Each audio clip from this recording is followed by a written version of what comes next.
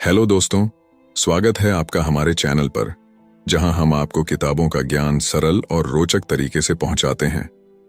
आज हम आपके लिए लेकर आए हैं एक ऐसी किताब की कहानी जिसने लाखों लोगों की सोच और जिंदगी को बदल दिया है। हम बात कर रहे हैं रॉबर्ट कियोसाकी की बेस्ट सेलर किताब रिच डैड पुअर डैड की। ये किताब आपको पैसे की समझ, फाइनेंशियल एजुकेशन और अमीर बनने की मानसिकता को गहराई से समझने का मौका देती है। इसमें दो डैड्स की कहानियां हैं, एक अमीर डैड और दूसरे गरीब डैड। दोनों के विचार और फैसले किस तरह से उनकी आर्थिक स्थिति को प्रभावित करते हैं, यही इस किताब का मुख्य संदेश है। इस वीडियो में हम आपको रिच डैड पुअर डैड के 6 सबक, सबसे जरूरी सिद्धांत और प्रेरणादायक कहानियों को हिंदी में सरल शब्दों में समझाने जा रहे हैं। अगर आप अपनी आर्थिक जिंदगी को बेहतर बनाना चाहते हैं तो ये वीडियो आपके लिए एक गाइड की तरह काम करेगा। इसमें आप जानेंगे कि पैसा आपके लिए कैसे काम कर सकता है, संपत्ति और कर्ज में फर्क क्या होता है, क्यों फाइनेंशियल एजुकेशन आपके स्कूल के सिलेबस से ज्यादा जरूरी है और अमीर लोग अपनी सोच से कैसे अमीर बनते हैं। यदि आपको वीडियो पसंद आए तो इसे लाइक और शेयर करें और हमारे चैनल को सब्सक्राइब करना ना भूलें, क्योंकि हमारा लक्ष्य है कि हम आपको वो ज्ञान दें जो आपकी जिंदगी को एक नई दिशा दे सके। चलिए अब बिना देरी के शुरू करते हैं इस अद्भुत सफर को और जानते हैं कि रॉबर्ट कियोसाकी की इस महान किताब ने हमें क्या सिखाया है। तो बात ऐसी है कि रॉबर्ट कियोसाकी, जो कि इस किताब के लेखक हैं, उनके 2 पिता थे। उनके एक पिता जो कि पढ़े लिखे और PhD होल्डर थे, मगर जिंदगी भर गरीबी रहे और गरीबी में ही मरे। इसीलिए ना रॉबर्ट उन्हें पुअर डैड कहते थे। वहीं उनके दूसरे पिता बहुत पढ़े लिखे तो नहीं थे, लेकिन काफी अमीर थे, इसीलिए रॉबर्ट उन्हें रिच डैड बुलाते थे। तो अब ये सोचने की बात है कि किसी भी इंसान के एक ही वक्त में 2 पिता कैसे हो सकते हैं। तो इसका जवाब यही है कि उनके गरीब पिता यानी कि रियल पिता का एक ही सपना था कि रॉबर्ट खूब मेहनत से पढ़ाई करने के बाद किसी बड़ी सी कंपनी में नौकरी करके अपने भविष्य को सुरक्षित कर ले। मगर रॉबर्ट के दूसरे पिता जो कि अमीर थे, वो एक्चुअली में रॉबर्ट के दोस्त माइक के पिता थे और वो चाहते थे कि रॉबर्ट अपनी जिंदगी में कुछ चैलेंजेस को ले, क्योंकि सारे सबक सिर्फ स्कूल में ही नहीं सीखे जाते। कुछ सबक ऐसे होते हैं जिन्हें इंसान अपनी जिंदगी के तजुर्बों से ही सीखता है। तो स्कूली पढ़ाई सिर्फ आपको अच्छे ग्रेड्स तो दिला सकती है, लेकिन जिंदगी की पढ़ाई बहुत कुछ सिखाती है। बेशक पढ़ाई लिखाई की अपनी अहमियत है, मगर सिर्फ इसके भरोसे बैठ करके ही सब कुछ हासिल नहीं किया जा सकता। तो चलिए जानते हैं कि एग्जैक्टली हमें क्या करना है और कैसे करना है। उसके लिए पहला सबक कहता है कि अमीर लोग पैसे के लिए काम नहीं करते। सुनने में थोड़ा अजीब है, लेकिन इस लाइन को समझने के लिए ये कहानी आपकी काफी मदद करेगी। तो होता ऐसा है कि एक आदमी था जिसके पास एक गड्ढा था। जब भी उसे अपने गड्ढे से कुछ मेहनत करवानी होती थी तो वो एक गाजर को उसके सामने लटका देता था। उस गाजर को देखते ही गधा उसे खाने के लालच में काम करता चला जाता था। उसे बड़ी उम्मीद थी कि एक दिन वो उस गाजर तक पहुंच ही जाएगा।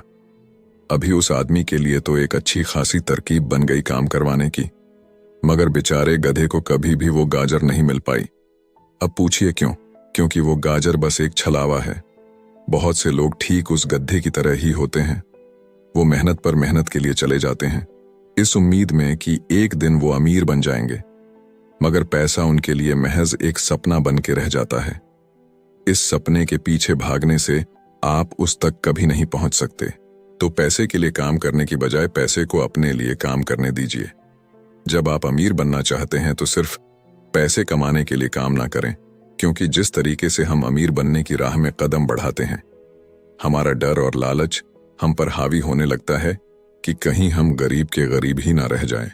बस इसी डर से हम और ज्यादा मेहनत करने में जुट जाते हैं। फिर हमारा लालच हम पर हावी होने लगता है। हम उन सारी खूबसूरत चीजों की कल्पना करने लगते हैं जो पैसे से हासिल की जा सकती हैं। अब यही डर और लालच हमें ऐसे चक्कर में उलझा देता है जो कि कभी भी खत्म नहीं होता। तो हम अब और मेहनत करते हैं कि और ज्यादा कमा सके, और फिर हमारा खर्च भी उसी हिसाब से बढ़ने लगता है। तो इसी को अमीर डैड राइट रेस कहते हैं। अब इसका नतीजा ये हुआ कि हम पैसे कमाने के लिए हद से ज्यादा मेहनत करते हैं, खर्च करते हैं, और ये एक ट्रैप है। यानी कि ये एक जाल है और आपको लालच और डर का ये ट्रैप अवॉइड करना है, क्योंकि हम में से ज्यादातर लोग जो अमीर होना चाहते हैं वो इसी ट्रैप का शिकार हो जाते हैं। तो पैसे के पीछे मत भागिए, बल्कि पैसे को अपने पीछे भागने के लिए मजबूर कर दीजिए। आपकी नौकरी लगी है तो आप काम पर यह सोच करके मत जाइए कि हर महीने आपको एक पे चेक लेना है, क्योंकि वो पे चेक आपके सारे बिल्स मुश्किल से ही भर पाता है। वैसे ये हर महीने की कहानी बन जाती है।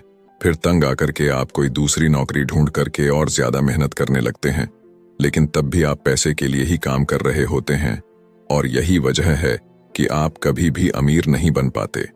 सच का सामना कीजिए, आपकी जवाबदेही खुद के लिए है, ना कि दूसरों के लिए। तो आपके जो भी सवाल है वो आप खुद से पूछिए, क्योंकि उनका जवाब सिर्फ आपके ही पास है।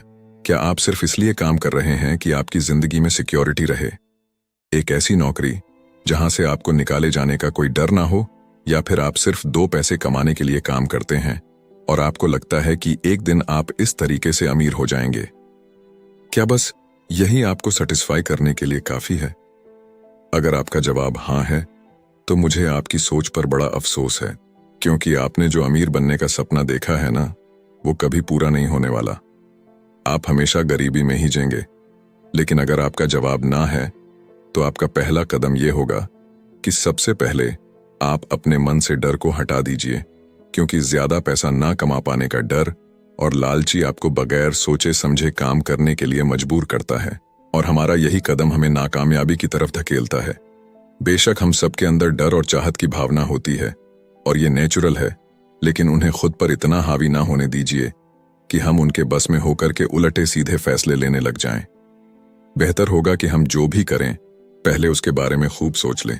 हमेशा दिल से नहीं बल्कि दिमाग से काम ले। हर सुबह अपने आप से पूछिए कि क्या आप उतना कर पा रहे हैं जितना कि आपको करना चाहिए। क्या आप अपनी पोटेंशियल का पूरा इस्तेमाल कर पा रहे हैं? आम लोगों की तरह सोचना छोड़ दीजिए, जो काम सिर्फ और सिर्फ पैसे के लिए करते हैं। ये सोचना छोड़ दीजिए कि मेरा बॉस कम पैसे देता है, मुझे ज्यादा मिलना चाहिए, मैं ना इससे ज्यादा कमा सकता हूं। एक बात याद रखिए, आपकी परेशानियों के लिए सिर्फ आप जिम्मेदार हैं, कोई और नहीं। बॉस अगर आपकी सैलरी को नहीं बढ़ा रहा है तो उसे इल्जाम मत दीजिए। जब आप खुद की प्रॉब्लम्स की जिम्मेदारी लेते हैं तो सिर्फ आप ही उसका हल निकाल सकते हैं। और यही वो पहला सबक और पहला प्रिंसिपल है जो कि आमिर डैड ने रॉबर्ट को सिखाया। इस सबक का एक पार्ट ये भी था कि अमीर डैड ने उन्हें एक कन्वीनियंस स्टोर में काम करने पर लगा दिया।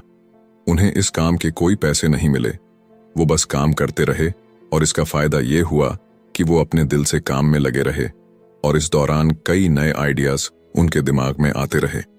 पैसे को अपने पीछे कैसे भगाया जाए, इस बारे में उन्हें कई विचार मिले। उन्होंने देखा कि उस स्टोर की क्लर्क कॉमिक्स बुक के फ्रंट पेज को 2 हिस्सों में फाड़ देती थी। आधा हिस्सा वो रख लेती और आधा हिस्सा फेंक देती थी, तो देर शाम में स्टोर में एक डिस्ट्रीब्यूटर आया करता था। वो कॉमिक्स बुक्स के ऊपरी आधे हिस्से को क्रेडिट के लिए लेता, पर बदले में नई कॉमिक्स बुक्स दे जाया करता। तो एक दिन उन्होंने उस डिस्ट्रीब्यूटर से पूछा कि क्या वो पुरानी कॉमिक्स बुक्स ले सकते हैं। वो इस शर्त पर मान गया कि वो उन कॉमिक्स को बेचेंगे नहीं। ये उनके दिमाग में बिजनेस का एक नया आइडिया था। उन्होंने वो पुरानी कॉमिक्स बुक्स अपने दोस्तों और बाकी बच्चों को पढ़ने के लिए किराए पर देनी शुरू कर दी। बदले में वो हर किताब का 10 सेंट किराया वसूल करते थे।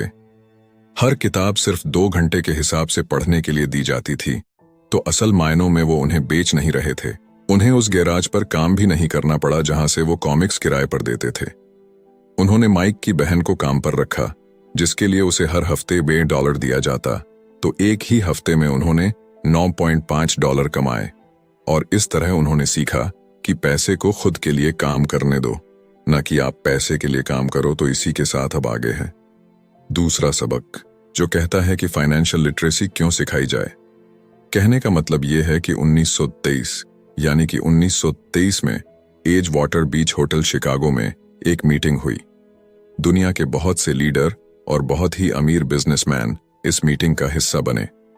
इनमें से थे एक बहुत ही बड़ी स्टील कंपनी के मालिक चार्ल्स शवाब और सैमुअल इंसुल, जो कि उस वक्त की लार्जेस्ट यूटिलिटी प्रेसिडेंट थे, और बाकी कई और भी बड़े बिजनेसमैन। तो इस मीटिंग के 25 साल बाद इनमें से कई लोग गरीबी से मरे, कुछ ने खुदकुशी कर ली, और भी कईयों ने तो अपना दिमागी संतुलन तक खो दिया था। तो असल बात यह है कि लोग पैसे कमाने में इतने मशगूल हो जाते हैं कि वो ये खास बात सीखना भूल जाते हैं कि पैसे को रखा कैसा जाए। आप चाहे जितना मर्जी पैसा कमा लें, उसे बनाए रखना असली बात है। और अगर ये हुनर आपने सीख लिया तो अब किसी भी आड़े टेढ़े हालात, जो अक्सर कहा जाता है कि कोई इमरजेंसी आ गई या कोई अड्डी आ गई या कोई बुरा वक्त आ गया, तो आप उसका सामना आसानी से कर लेंगे। या हो सकता है कि अगर आप ठीक तरीके से प्लानिंग करें तो बुरा वक्त आए ही ना। वैसे लॉटरी में मिलियन जीतने वाले लोग कुछ सालों तक तो मजे से जीते हैं, मगर फिर वापस उसी पुराने हालात में पहुंच जाते हैं। तो अधिकतर लोगों के सवाल होते हैं कि अमीर कैसे बने या अमीर बनने के लिए क्या करें। इन सवालों के जवाब से अधिकतर लोगों को निराशा ही होती है, मगर इसका सही जवाब होगा कि पहले आप फाइनेंशियल लिटरेट बनना सीखें। देखिए, अगर आपको एम्पायर स्टेट बिल्डिंग खड़ी करनी है तो सबसे पहले आपको एक गहरा खड्डा खोदना पड़ेगा, फिर उसके लिए एक मजबूत नींव रखनी पड़ेगी। लेकिन अगर आपको एक छोटा सा घर बनाना हो तो एक 6 इंच कंक्रीट स्लैब डाल करके भी आपका काम चल जाएगा।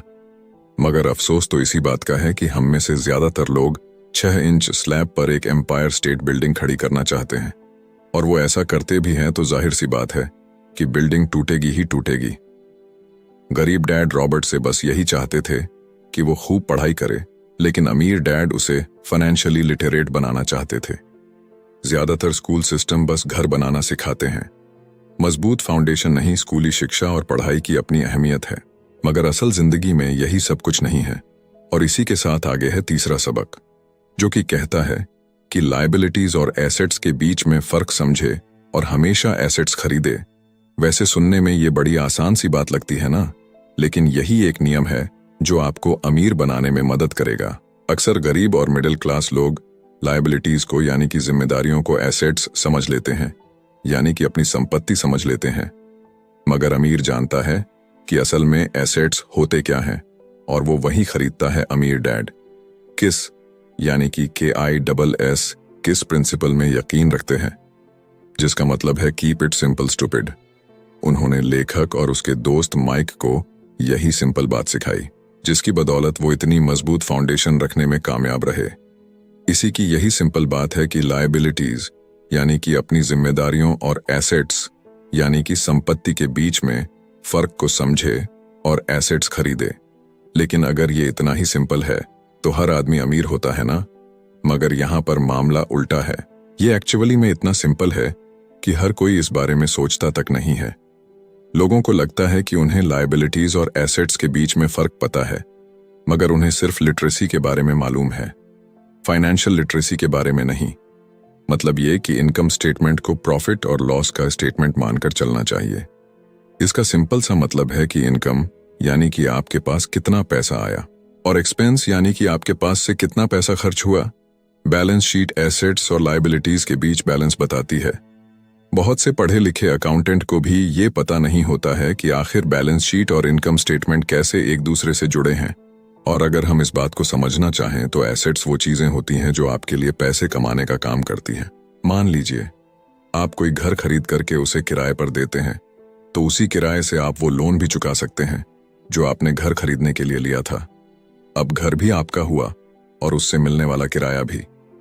इसके उलट लायबिलिटीज आपकी जेब से पैसे खर्च करवाती है, जैसे कि घर खरीद करके उसमें रहने से आपको कोई किराया नहीं मिलने वाला।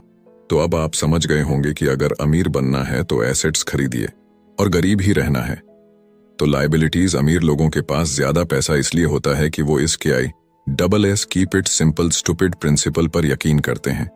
वहीं दूसरी तरफ गरीब लोग इस प्रिंसिपल को ठीक से समझ ही नहीं पाते। इसीलिए इस बात पर जोर दिया जा रहा है कि सिर्फ लिटरेट नहीं बल्कि फाइनेंशियल लिटरेट बनिए। सिर्फ नंबर से कुछ नहीं होता। फर्क तो तब पड़ता है जब आप अपनी कहानी खुद लिखे। अधिकतर परिवारों में देखा गया है कि जो मेहनती होता है उसके पास पैसा भी ज्यादा होता है, मगर उसका फायदा क्या? जब सारा पैसा लायबिलिटीज में ही खर्च हो जाए तो आइए समझते हैं कि मिडिल क्लास आदमी अपना पैसा किस तरीके से खर्च करता है। और अगर यही उनका तरीका रहता है तो सारी जिंदगी वो मिडिल क्लास ही बनकर रहेंगे, या क्या पता उससे भी नीचे चले जाएं, क्योंकि आप देख सकते हैं कि उनका सारा पैसा लायबिलिटीज यानी कि जिम्मेदारियों में ही खर्च हो रहा है। कभी मोर्टगेज, कभी रेंट, कभी car loan, house loan, credit card का बिल फीस, बिजली का बिल और भी ना जाने क्या क्या। उनकी सारी कमाई इसी में खर्च हो जाती है। दूसरी ओर गरीब लोग हैं जिनकी कोई लायबिलिटी तो नहीं है, मगर उनके कोई एसेट्स भी तो नहीं होते। वो भी पैसा कमाते हैं, सैलरी पाते हैं, मगर हर रोज के खर्चों में उनका सारा पैसा उड़ जाता है। माना कि एक गरीब आदमी $1000 कमाता है, उसमें से $300 वो अपने छोटे से घर के किराए में खर्च करता है, $200 उसके आने जाने का किराया, $200 टैक्स और $300 खाने और कपड़ों में खर्च हो जाता है। तो अब उसके पास बचा क्या? कुछ भी नहीं, और कभी कभी तो उधार लेकर के भी उसे काम चलाना पड़ता है, जिससे कि वो और भी ज्यादा गरीब हो जाता है। इसके विपरीत अमीर लोग एसेट्स खरीद के रखते हैं, फिर उनके वो एसेट्स उन्हें और पैसा कमा कर देते हैं। उनकी कमाई इस तरह 2 से 4, 4 से 8 होती जाती है। अधिकतर अमीर लोग दिमाग से काम लेते हैं और वो घर लोन पर लेकर उसे किराए पर लगा देते हैं। बिना मेहनत के हर महीने किराया मिलता है, जिससे वो अपना लोन भी चुकता कर लेते हैं। इसे कुछ यूं समझते हैं, आप मानिए कि लोन की इंस्टॉलमेंट $1 है, तो ये अपने घर का $2 किराया वसूल करेंगे, $1 बैंक को देंगे, $1 अपनी जेब में तो हो गया ना, बिना मेहनत के पैसा कमाना। तो एक्चुअली में अमीर डैड और गरीब डैड के बीच बस सोच का फासला है। अपना पैसा कैसे खर्च करें, सिर्फ यही मुद्दे की बात है और कुछ नहीं। 1966 के दिनों में अगर बच्चों से पूछा जाता था कि वो बड़े होकर क्या बनेंगे, तो सबके पास यही जवाब होता था कि वो अच्छे ग्रेड्स लाएंगे और डॉक्टर बनेंगे, इंजीनियर बनेंगे। तब सबको यही लगता था कि अच्छे ग्रेड्स लेकर के वो बहुत पैसा कमा सकेंगे। हालांकि उनमें से बहुत बच्चे आज बड़े होकर के डॉक्टर बन चुके हैं।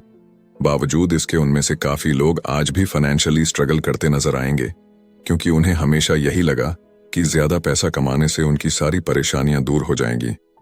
मगर आज के दौर में ऐसा नहीं है। आज बहुत से बच्चे फेमस एथलीट बनना चाहते हैं, या फिर सीईओ, या फिर कोई मूवी स्टार या रॉक स्टार, क्योंकि उन्हें पता है कि सिर्फ अच्छी पढ़ाई और अच्छे ग्रेड्स के भरोसे बैठ करके वो करियर में सक्सेस नहीं पा सकते। आजकल फाइनेंशियल नाइटमेयर बहुत आम हो गया है। अक्सर नए शादीशुदा जोड़े ये सोचते हैं कि उनकी सैलरी अब डबल हो जाएगी, क्योंकि दोनों जने कमा रहे हैं। एक छोटे से घर में रहते हुए वो अब बड़े घर के सपने देखते हैं, इसीलिए वो पैसा बचाना शुरू कर देते हैं। इसकी वजह से उनका सारा ध्यान सिर्फ अपना कैरियर बनाने पर होता है। उनकी कमाई बढ़ने लगती है तो जाहिर है उसी हिसाब से खर्चे भी बढ़ेंगे। तो मुद्दा मामला ऐसा है कि अब जब आप फाइनेंशियल लिटरेट हुए बिना पैसा बनाते हैं या बिना सोचे समझे उसे खर्च करते हैं, तो होता यह है कि आप पहले से भी ज्यादा खर्चा करने लगते हैं। ये एक ऐसा चक्कर है जो फिर से चलता ही रहता है। नई जोड़े ने अब इतना पैसा कमा लिया है कि वो एक बड़ा घर खरीद सके। उन्हें तो यही लगेगा कि वो अब थोड़े अमीर हो गए हैं, मगर असलियत तो ये है कि बड़े घर के साथ उन्होंने नई लायबिलिटीज भी खरीद ली है। उनके कैश फ्लो में अब प्रॉपर्टी टैक्स का खर्च बढ़ गया है। अब उन्हें एक नई गाड़ी भी चाहिए, फर्नीचर भी चाहिए, सब कुछ नया। उनकी लायबिलिटीज बढ़ती ही चली जा रही है, और ज्यादातर होता यही है कि इनकम के साथ साथ खर्चे भी बढ़ने लगते हैं। फिर एक दिन अचानक इस सच्चाई का खुलासा होता है, मगर तब तक हम इस राइट रेस में बुरे तरीके से फंस चुके होते हैं। फिर ऐसे ही लोग हमारे लेखक रॉबर्ट के पास आकर के पूछते हैं कि अमीर कैसे बना जाए। अब यही सवाल तो मुसीबत की जड़ है, क्योंकि सबको लगता है कि पैसा ही हर चीज का इलाज है। ये मानना ही एक बड़ी गलती है। उनकी समस्या ये नहीं है कि वो ज्यादा पैसा नहीं कमा रहे, बल्कि ये है कि जो कुछ उनके पास है उसे हैंडल कैसे करें। वैसे एक कहावत है जो यहां पर लागू होती है, जब तुम खुद को एक गहरे गड्ढे में पांव तो और खोदना छोड़ दो। क्योंकि ज्यादातर लोग पब्लिक स्पीकिंग से घबराते हैं। मनोचिकित्सक यानी कि साइकेट्रिस्ट का मानना है कि लोग इसलिए घबराते हैं क्योंकि उन्हें रिजेक्शन का डर होता है, औरों से अलग होने का डर होता है। लोग हमारे बारे में क्या सोचेंगे या हम पर वो कहीं हंसेंगे तो नहीं, बस यही सोचकर कि ज्यादातर लोग पब्लिक स्पीकिंग से दूर भागते हैं। वो वही करना पसंद करते हैं जो सब कर रहे होते हैं। ऐसे लोग खुद को भीड़ का हिस्सा बना करके संतुष्ट हो जाते हैं। आपका घर आपका सबसे बड़ा एसेट है, लोन लीजिए। अरे अब तो प्रमोशन हो गया है, अब तो सैलरी बढ़ गई है, तो नया घर तो ले ही लो। यही सब बातें ना हम लोगों से सुनते आ रहे हैं, और फिर हम भी ना उसी रास्ते पर चल पड़ते हैं, क्योंकि जो सब कर रहे हैं वो जरूर से सही ही होगा। भाई इतने सारे लोग मिलकर के कोई गलती तो नहीं कर सकते ना, ऐसा हम सोचते हैं, राइट? मगर नहीं, ऐसा बिल्कुल भी नहीं है। अमीर डैड ने कहा था कि जापानीज लोग 3 चीजों की ताकत जानते थे, तलवार, कीमती जवाहरात और शीशा। तलवार बाजुओं की ताकत का प्रतीक है, कीमती जवाहरात पैसे की ताकत का, और शीशा खुद के अंदर छुपी हुई ताकत को दिखाता है, और वही हमारी सबसे बड़ी ताकत है। जब आप खुद को जानते हैं शीशे के सामने, अगर आप खुद से सवाल पूछ सकते हैं कि मैं सही हूं या मुझे भी भीड़ का हिस्सा बनकर रहना चाहिए, तो जो जवाब आपको मिलेगा बस वही आपकी असली ताकत है। तो गरीब और मिडिल क्लास खुद को पैसे का गुलाम बनने देते हैं, इसीलिए वो कभी भी अमीर नहीं बन पाते। 16 साल के रॉबर्ट और माइक अमीर डैड के साथ हर उस मीटिंग में जाया करते थे जो वो अपने अकाउंटेंट, मैनेजर्स, इन्वेस्टर और एम्प्लॉयज के साथ रखा करते। यहाँ एक ऐसे अमीर डैड देखने को मिलते हैं जो पढ़े लिखे नहीं हैं, जिन्होंने 13 साल में ही स्कूल छोड़ दिया था, मगर आज वो मीटिंग कर सकते हैं और अपने नीचे काम करने वाले पढ़े लिखे लोगों को ऑर्डर देते हैं, उन्हें बिजनेस के टिप्स समझाते हैं। एक ऐसा इंसान जो भीड़ का हिस्सा नहीं बना, जिसने रिस्क लिया और जिसने लोगों की परवाह नहीं की, जिससे ये डर नहीं था कि लोग उसके बारे में क्या सोचेंगे। इन मीटिंग्स का नतीजा ये हुआ कि लेखक और उनका दोस्त दोनों स्कूली पढ़ाई में मन नहीं लगा पाए। जब भी उनकी टीचर कोई काम देती थी, उन्हें रूल्स के हिसाब से करना होता था, तो उन्हें एहसास हुआ कि स्कूली पढ़ाई किस तरीके से बच्चों की प्रतिभा को निखरने नहीं देती, उसे दबा देती है। उनकी क्रिएटिविटी को मारकर, उन्हें एक सांचे में ढालकर इस समाज का एक मशीनी हिस्सा भर बना देती है। और उन्हें टीचर की इस बात से भी इनकार था कि अच्छे ग्रेड्स लाकर के ही सक्सेसफुल और अमीर बना जा सकता है। वैसे एक दिन रॉबर्ट की अपने गरीब डैड से बहस हो गई। उनके पिता का मानना था कि उनका घर उनके लिए सबसे बेस्ट इन्वेस्टमेंट है, मगर वो एक रेड रेस में भाग रहे थे। उनकी इनकम और खर्चे बराबर ही थे, उन्हें पूरा करने के लिए उनके पास एक पल की भी फुर्सत नहीं थी।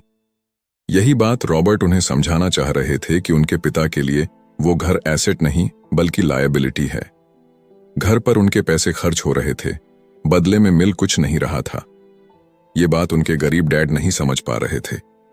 तो बस यही फर्क था गरीब और अमीर डैड के बीच में। खैर, उनकी बहस तो चलती रही। उन्होंने अपने गरीब पिता को बताया कि अधिकतर लोगों की जिंदगी लोन चुकाने में ही निकल जाती है। जिस घर को वो खरीदते हैं उसके लिए वो 30 साल तक लोन भरते हैं, फिर एक और बड़ा घर लेते हैं और अपना लोन रिन्यू कराते हैं। अब घर की कीमत भी उसी हिसाब से बढ़ेगी या नहीं, ये निर्भर करता है। कुछ लोग ऐसे भी हैं जिन्होंने घर खरीदने के लिए एक बड़ी रकम ली थी। जितनी घर की कीमत नहीं थी, उससे ज्यादा कर्ज उनके सर पर चढ़ गया। इसका सबसे बड़ा नुकसान लोगों को ये होता है कि वो बाकी जगह इन्वेस्टमेंट नहीं कर पाते, क्योंकि उनका सारा पैसा उस घर पर लगा है। उन्हें कभी इन्वेस्टमेंट करने का मौका ही नहीं मिल पाता और ना ही वो इस बारे में कुछ सीख पाते हैं, और इसी तरीके से कई एसेट्स उनके हाथों से निकल। अगर इसके बदले लोग सिर्फ एसेट्स पर ध्यान दें तो उनका फ्यूचर कहीं ज्यादा बेहतर हो सकता है। अब उदाहरण के लिए रॉबर्ट की पत्नी के पेरेंट्स एक बड़े से घर में शिफ्ट हो गए। उनका सोचना था कि अपने लिए बड़ा और नया घर लेना एक सही फैसला है, क्योंकि बाकियों की तरह उन्हें भी घर लेना एक एसेट्स लगता था। अगर वो ये जान करके हैरान रह गए कि उस घर का प्रॉपर्टी टैक्स $1000 था, ये उनके लिए बहुत ही बड़ी कीमत थी, और क्योंकि वो रिटायर हो चुके थे तो इतना पैसा टैक्स के रूप में भरना उनके रिटायरमेंट बजट के बाहर था। बेशक हम ये नहीं कह रहे कि आप एक नया घर ना लें, बल्कि हम समझाना चाहते हैं कि जितने पैसे से आप एक बड़ा घर लेंगे, उतने पैसे आप किसी एसेट में इन्वेस्ट करें तो बेहतर होगा। आपका एसेट आपके लिए कमाई करेगा और कुछ ही समय के बाद आपके पास इतना पैसा होगा कि आप आसानी से मनपसंद घर ले पाएंगे, और वो भी बिना किसी लोन के। तो अब सवाल ये है कि अमीर और ज्यादा अमीर क्यों होते रहते हैं, वही मिडिल क्लास आगे क्यों नहीं बढ़ पाते? इसके पीछे भी ना एक वजह है, और कारण एकदम सिंपल है। अमीर एसेट खरीदते हैं जो कि उनका पैसा दुगना करता रहता है। उस पैसे से उनके सारे खर्चे मजे में निपट जाते हैं, और मिडिल क्लास क्या करते हैं? वो तो बस महीने की एक तारीख का इंतजार करते हैं।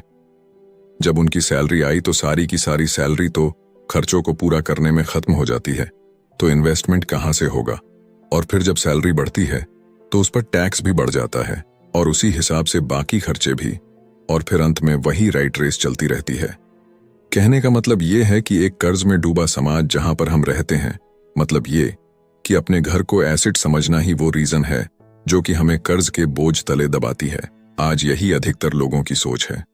अगर सैलरी बढ़ी है तो लोग सोचते हैं कि अब वो बड़ा सा घर ले सकते हैं, क्योंकि उन्हें ये अपने पैसे का सही इस्तेमाल लगता है।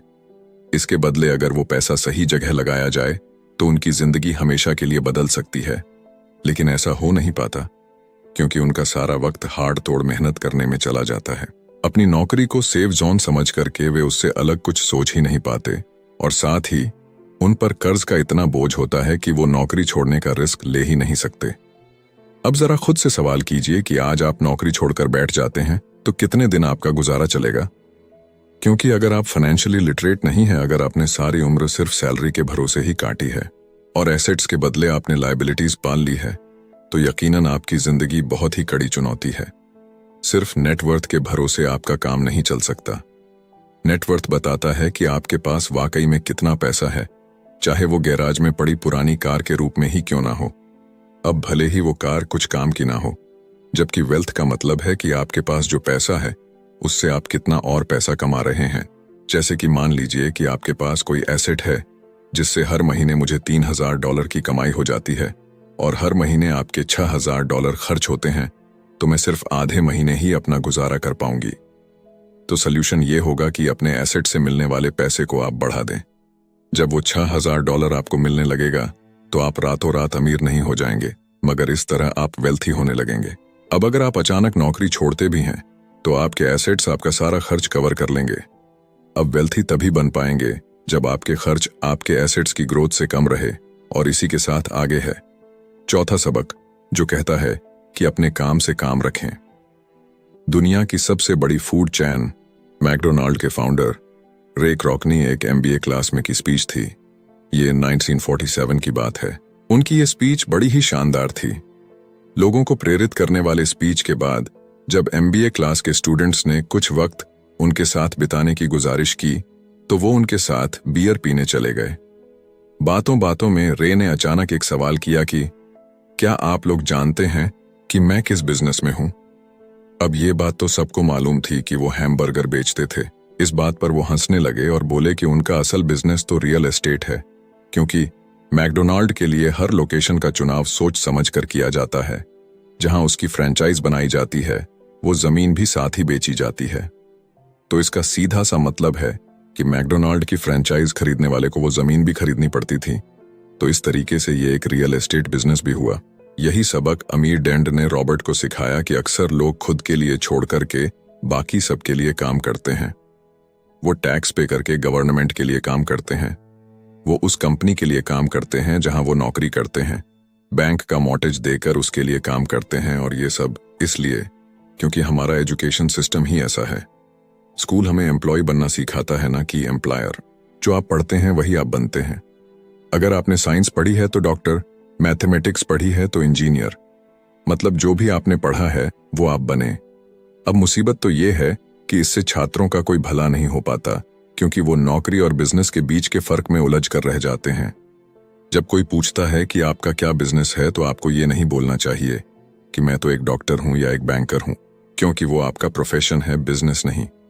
कहने का मतलब ये है कि आप जो भी करते हैं उसे अपना बिजनेस बनाइए, नौकरी नहीं। अपनी सारी उम्र दूसरों के लिए काम करके उन्हें अमीर करने में बर्बाद ना करें, बल्कि खुद की जिंदगी को खुशहाल बनाने के लिए काम करें।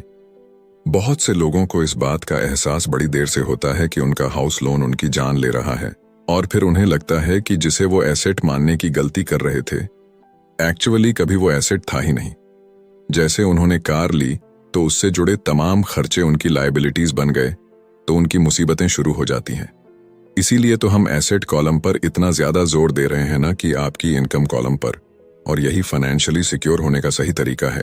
आप कितने अमीर हैं ये जानने का सही तरीका नेटवर्थ इसलिए नहीं है, क्योंकि जब भी आप अपने एसेट बेचते हैं तो उन पर भी टैक्स लगता है। आपको उतना पैसा नहीं मिलता जितना कि आप सोचते हैं। आपके बैलेंस शीट के हिसाब से आपको जितना भी पैसा मिलेगा उस पर भी आपको टैक्स देना पड़ेगा। ये किताब आपको कभी ये सलाह नहीं देगी कि आप अपनी नौकरी छोड़ें। आप अपनी नौकरी करते रहिए और साथ ही एसेट्स भी खरीदते रहिए। और एसेट्स से मेरा मतलब है सही और असली मायने में एसेट्स। मैं ये नहीं कहूंगी कि आप कोई कार्ड लीजिए, क्योंकि वो मेरी नजर में असेट्स यानी कि संपत्ति नहीं है, क्योंकि जैसे ही आप उसे चलाना शुरू करते हैं वो अपनी कीमत का 25% खो देती है। अब किस तरह के एसेट्स खरीदे जाने चाहिए, यहां हम आपको कुछ उदाहरण देते हैं। ऐसा बिजनेस जहां आपकी मौजूदगी जरूरी ना हो, जो दूसरे लोग आपके लिए चलाएं, क्योंकि आप वहां पर ज्यादा वक्त देंगे तो वो बिजनेस नहीं, नौकरी होगी। दूसरा है रियल एस्टेट पे पैसा लगाएं। तीसरा है स्टॉक और बांड खरीदे। तो जब एसेट खरीदे तो अपनी पसंद की चीजों पर पैसा लगाएं, क्योंकि आपका मन होगा तभी आप उस पर ध्यान दे पाएंगे। अगर उसमें आपकी रुचि होगी तो आप उसे बेहतर समझ पाएंगे। रॉबर्ट को रियल एस्टेट और स्ट्रोक्स में रुचि थी, खासकर छोटी कंपनीज में इन्वेस्ट करना। अपने अमीर डैड की सलाह पर उसने अपनी नौकरी कभी नहीं छोड़ी। वो जॉब करता रहा, साथ ही अपने एसेट कॉलम को बड़ा और मजबूत बनाता चला गया। एक पैसा भी जो आप कमाते हैं उसे बेकार न जाने दें। अपने पैसे को अपना गुलाम मानकर चलिए, जो कि आपके लिए काम करे।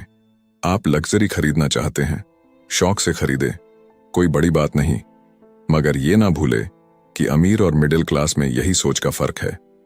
जहां मिडिल क्लास पैसा आते ही पहले लग्जरी में खर्च करेगा, वहीं अमीर आदमी उसे अंत में खरीदेगा। और इतना समझ लेने के बाद अब अगले सबक में आप अमीर लोगों के सबसे बड़े सीक्रेट के बारे में जानेंगे। तो 5वां सबक कहता है कि अमीर पैसा इन्वेंट करते हैं। अलेक्जेंडर ग्राहम बेल ने टेलीफोन इन्वेंट करने के बाद उसे पेटेंट कर दिया था। इनका बिजनेस बढ़ा और संभालने में मुश्किल होने लगी तो वो वेस्टर्न यूनियन गए और उन्हें अपना पेटेंट और छोटी सी कंपनी $1,00,000 में बेचने की पेशकश की। उस वक्त की वेस्टर्न यूनियन के प्रेसिडेंट ने पेशकश को ठुकरा दिया। उन्हें ये दाम कुछ ज्यादा ही लग रहे थे और फिर उसके बाद एक बड़ी कंपनी AT&T का जन्म हुआ। रॉबर्ट 1984 से प्रोफेशनल तौर पर पढ़ा रहे हैं। एक चीज जो हजारों लोगों को पढ़ाने के बाद उन्होंने जानी तो वो ये कि उन सब लोगों में पोटेंशियल था, बल्कि हर एक इंसान में पोटेंशियल है जो कि हमें महान बना सकती है। इसके बावजूद जो हमें रोकता है वो है खुद पर डाउट रखना। स्कूल छोड़ने के बाद हमें पता चलता है कि जिंदगी में आगे बढ़ने के लिए सिर्फ ग्रेड्स ही काफी नहीं होते। जैसे सिर्फ स्मार्ट लोग ही आगे नहीं बढ़ते, बल्कि वे बढ़ते हैं जो कि बोल्ड भी होते हैं। ये सच है कि फाइनेंशियल जीनियस होने के लिए इसकी नॉलेज भी होनी चाहिए, मगर साथ ही हिम्मत और बोल्डनेस भी चाहिए। ज्यादातर लोग पैसे के मामले में कोई रिस्क नहीं लेना चाहते, मगर अमीर होने के लिए आपको रिस्क लेने ही पड़ेंगे, क्योंकि हो सकता है कि आने वाले सालों में एक नया बिल गेट्स पैदा हो या अगला अलेक्जेंडर और बाकी शायद दिवालिया बनकर गरीब हो जाए। अब ये आपकी मर्जी है, आप इनमें से क्या बनना चाहते हैं। अगर आप अपना फाइनेंशियल IQ बढ़ाते हैं तो बहुत कुछ हासिल कर सकते हैं, और अगर नहीं तो आने वाले साल और भी डरावने हो सकते हैं, क्योंकि हर पुराना जाता है तो नया आता है। तो जो आज है वही सबसे खुशहाल वक्त है। आज के दौर में लोग ज्यादा फाइनेंशियली स्ट्रगल कर रहे हैं क्योंकि उनकी सोच अभी भी पुरानी है। फिर वे अपनी गलती ना मानकर या तो अपने बॉस को इल्जाम देंगे या नई टेक्नोलॉजी को। जो कभी कल के दौर में एसेट था वही आज लायबिलिटी बन चुका है, तो आपको अपडेट रहने की जरूरत है। रॉबर्ट ने एक गेम डिजाइन किया जिसे वो कींच फ्लो कहते हैं। ये लोगों को सिखाता है कि पैसा कैसे काम करता है, अमीर बनने की राह क्या है और राइट रेस से बाहर कैसे निकले। ये सारी चीजें इस गेम से समझाने की कोशिश की गई है। एक दिन एक औरत आई। गेम खेलने के दौरान उसने एक बोर्ड कार्ड जीता, जिसका मतलब था कि उसने उस गेम में एक बोर्ड जीती। वो औरत बड़ी खुश हुई, मगर जब उसे पता चला कि वोट लेने के लिए तो उसे एक बड़ी रकम टैक्स भरनी होगी, तो उसकी खुशी गायब हो गई। वो वोट उसके लिए अब एसेट नहीं बल्कि लायबिलिटी बन गई। उसे पता चला कि ऐसे तो ये वोट उसकी जान ही ले लेगी। उसे ये आइडिया समझ में ही नहीं आया और रिफंड की मांग की। उसे उसके पैसे वापस मिल गए और वो चली गई, मगर बाद में उसने फोन करके बताया कि उसे अब गेम का आइडिया कुछ समझ में आने लगा था। वो उस गेम से अपनी लाइफ को जोड़ करके देख पा रही थी। पैसा कैसे काम करता है, इस बात को समझ ना पाने की वजह से उसका गुस्सा जायज था। हम भी अक्सर यही करते हैं। जो बात हमारी समझ से परे होती है उस पर गुस्सा आता है और हम जिंदगी की हर परेशानी के लिए उसे ब्लामे करना शुरू कर देते हैं। मगर अगर ठंडे दिमाग से सोचे तो ये तरीका एकदम गलत होगा। बेहतर होगा कि हम उन्हें समझने की कोशिश करें, तो गेम ऑफ लाइफ जीत सकते हैं। बहुत से लोग कैश फ्लो गेम में खूब पैसा जीतते हैं, फिर उन्हें समझ ही नहीं आता कि उस पैसे का क्या करें, तो वो हैरान होने लगते हैं। इसकी वजह है उनकी पुरानी सोच जो आगे नहीं बढ़ने देती, और फिर वो बाद में सारा पैसा ही हार बैठते हैं। कुछ लोग कहते हैं कि वे हार गए क्योंकि उनके पास सही पत्ते नहीं थे। बहुत से लोग इस तरह जिंदगी में सही मौकों की तलाश में बैठे रहते हैं। कुछ लोग तो सही मौका मिलता भी है तो उसका फायदा नहीं उठा पाते क्योंकि वो कहेंगे कि उनके पास पैसा ही नहीं था। अब कुछ ऐसे भी होते हैं जिन्हें पैसा और मौका दोनों मिले, फिर भी वो कुछ हासिल नहीं कर पाए क्योंकि एक्चुअली में वो समझ ही नहीं पाए कि ये एक अपॉर्चुनिटी है। फाइनेंशियल इंटेलिजेंस का मतलब है कि आप पैसे को लेकर कितने क्रिएटिव हो सकते हैं। अगर आपको मौका मिलता है तो बगैर पैसे के आप क्या करेंगे, और अगर पैसा है मगर मौका नहीं तो उस सूरत में आप क्या करेंगे। ये सब आपकी फाइनेंशियल इंटेलिजेंस पर निर्भर करता है। ज्यादातर लोग इस बात का एक ही सॉल्यूशन जानते हैं कि खूब मेहनत करके खूब पैसा कमाया जाए, लेकिन आपको सीखना है कि अपने लिए मौका कैसे पैदा किया जाए, न कि उसके इंतजार में बैठे रहे। सबसे खास बात अमीरों की जो है वो ये है कि उन्हें पता है कि पैसा असली चीज नहीं है। असली चीज है इसका सही मतलब जानना, ये जान लेना कि जो हमें चाहिए वो हम इससे बना सकते हैं। हमारा दिमाग हमारे लिए सबसे बड़ा एसेट होता है। यही हमें सुपर रिच बना सकता है या सुपर पुअर, निर्भर करता है कि हम कैसे इसका इस्तेमाल करें। जो लोग सफल हैं उनके साथ कदम मिलाकर चलना है, तो आपको ये सीखना पड़ेगा कि पैसा बढ़ाने की चाहत को खुद के अंदर कैसे पैदा करें। आपको अपने सबसे बड़े एसेट यानी कि आपके दिमाग को इन्वेस्ट करने की जरूरत है। आपको फाइनेंशियली इंटेलिजेंट होना पड़ेगा। तो आइए इसे हम समझते हैं एक उदाहरण से। 1990 के दशक में एरिज़ोना और फिनिक्स के आर्थिक हालात बुरे चल रहे थे। वहां के लोगों को हर महीने $100 बचाने की सलाह दी जा रही थी। बुरे वक्त के लिए पैसा बचाने का विचार कुछ हद तक सही भी है, मगर उस पैसे का क्या फायदा जो आप जमा करते जाते हैं।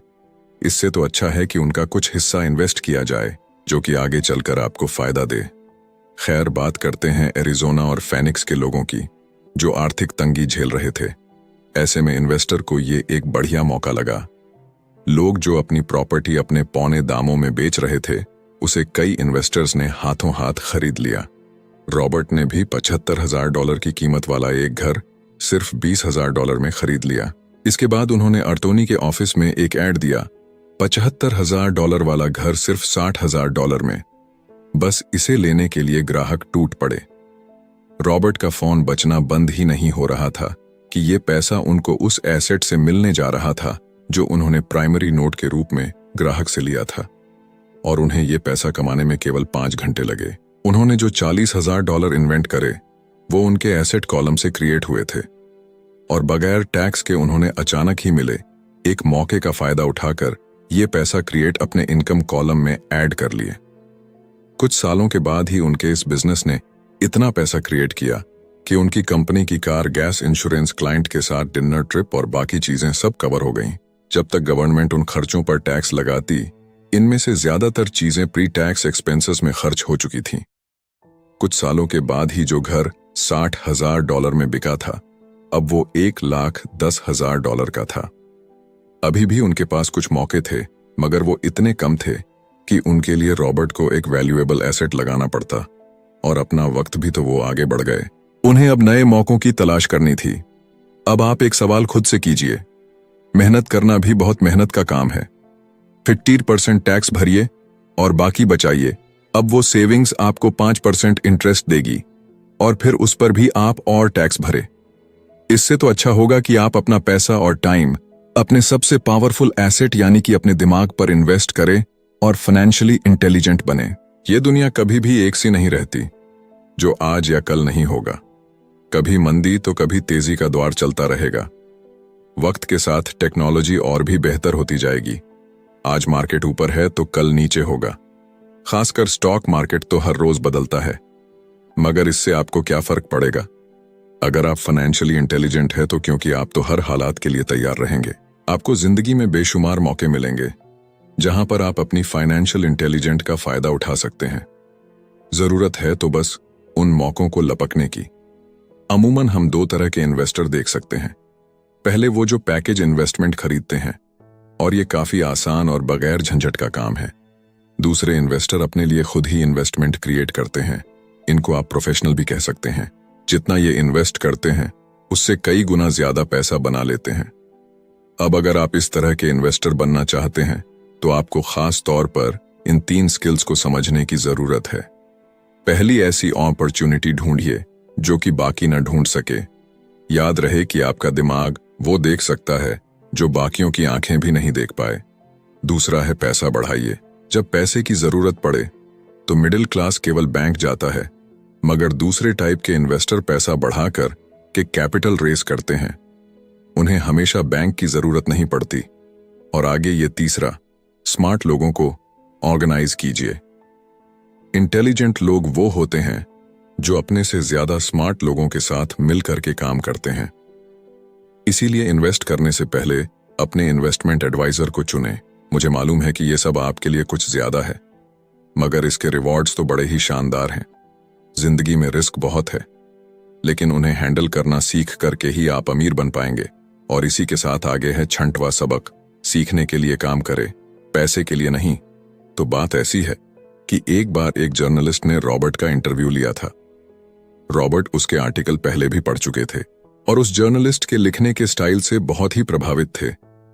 इंटरव्यू जब पूरा हुआ तो उस जर्नलिस्ट ने रॉबर्ट को बताया कि वो एक मशहूर लेखिका बनकर उनकी ही तरह एक दिन फेमस होना चाहती है। तो रॉबर्ट ने उनसे पूछा, तो ऐसा क्या है जो उन्हें मशहूर होने से रोक रहा है? इस सवाल के जवाब में उस जर्नलिस्ट ने कहा, उनकी जॉब आगे नहीं बढ़ पा रही है। इस पर रॉबर्ट ने सुझाव दिया कि उस जर्नलिस्ट को कोई सेल्स क्लास ज्वाइन कर लेनी चाहिए। जर्नलिस्ट ने बताया कि उनकी एक दोस्त उन्हें पहले ही ये ऑफर दे चुकी है, मगर उन्हें ये छोटा काम लगता है। वो ये भूल गई थी कि रॉबर्ट खुद कभी सेल्स स्कूल जा चुके थे। तो इस बात का पॉइंट ये है कि अगर आपके पास कोई टैलेंट है जिसके दम पर आप कुछ पैसा कमाना चाहते हैं, तो आपका टैलेंट काफी नहीं होगा, क्योंकि उस टैलेंट को कैसे भुनाया जाए जब तक आप ये बात नहीं जानते, आपका टैलेंट यूं ही बेकार है। जब तक आप उसे लोगों के सामने पेश करने का हुनर नहीं सीख जाते, आप कुछ नहीं कमा सकते। तो बेचने की कला सीखने में कोई शर्म की बात नहीं है। किसी भी सेल्समैन को इसके लिए शर्मिंदा नहीं होना चाहिए। एक तो सबसे बड़ा फर्क अमीर डैड और गरीब डैड के बीच में था, वो ये है कि गरीब डैड हमेशा नौकरी की चिंता करते थे कि जॉब हमेशा सिक्योर रहे, क्योंकि एक सेफ जॉब ही उनके लिए सब कुछ थी। जबकि अमीर डैड हमेशा सिर्फ और सिर्फ कुछ सीखने पर जोर देते थे। अमीर बनने के लिए आपको बहुत कुछ सीखना पड़ेगा। इसके अलग पहलू को देखें तो स्कूल हमें रिवॉर्ड करते हैं किसी एक ही खास चीज में महारत के लिए। इसका एक उदाहरण देखिए, जब डॉक्टर मास्टर की डिग्री लेते हैं तो उसके बाद किसी एक स्पेशल फील्ड में डॉक्टरेट करते हैं, जैसे कि पीडियाट्रिक या कुछ और, मतलब एक छोटे से विषय पर उन्हें बहुत पढ़ना पड़ता है उस फील्ड में महारत के लिए, और यही उनका रिवॉर्ड होता है।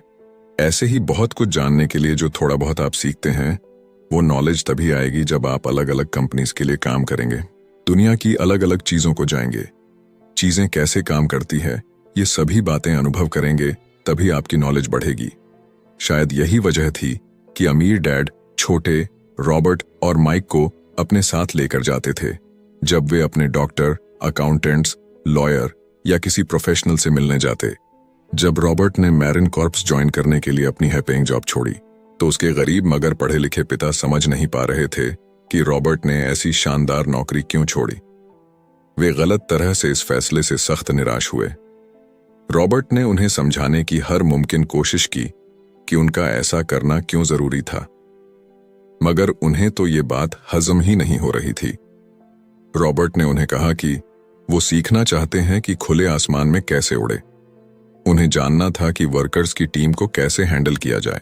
किसी भी कंपनी को अपने बलबूते पर चलाना कितना मुश्किल काम है। रॉबर्ट ये सब सीखना चाहते थे। वियतनाम से लौटने के बाद रॉबर्ट ने अपनी जॉब से रिजाइन कर दिया और जेरोक्स कॉर्प्स को ज्वाइन कर लिया। उन्हें यह नौकरी किसी फायदे के लिए नहीं चाहिए थी। वो इतने शर्मीले थे कि किसी को कुछ भी बेचने के ख्याल से ही उन्हें पसीना आ जाता। अपनी इसी कमी को दूर करने के लिए उन्होंने जेरोक्स के सेल्स ट्रेनिंग प्रोग्राम की शिक्षा ली। इसके बाद रॉबर्ट ने खुद अपनी कंपनी की शुरुआत की और अपना पहला शिपमेंट भेजा। वे अगर इसमें नाकामयाब रहते तो पक्का दिवालिया हो जाते, लेकिन उन्होंने ये रिस्क लिया और अपने अमीर डैड की सीख को याद रखा कि बेशक आप 30 की उम्र से पहले दिवालिया होने का रिस्क ले सकते हो, क्योंकि इस उम्र में आपको रिकवर होने का मौका भी मिल जाता है। ज्यादातर एम्प्लॉय अपने वर्कर्स को इतना तो पे करते हैं कि वो काम छोड़कर ना जाए, और ज्यादातर वर्कर भी जी फाड़ करके इसलिए मेहनत करते हैं कि वो काम से निकाले ना जाए। इसीलिए तो उन्हें सिर्फ अपनी सैलरी और कंपनी से मिलने वाले फायदों से ही मतलब होता है। इस सोच के साथ उनके कुछ साल तो बढ़िया गुजरते हैं, मगर ये लंबे समय तक काम नहीं करता। तो क्यों ना आप वो सब कुछ अभी सीखें जो आप सीखना चाहते हैं, इससे पहले कि आप कोई एक खास प्रोफेशन अपने लिए चुनें, क्योंकि अगर एक बार आपने अपना प्रोफेशन चुन लिया तो आप हमेशा के लिए उसी में बंध कर रह जाएंगे। तो दोस्तों, इसी के साथ ये समरी यहीं पर समाप्त होती है।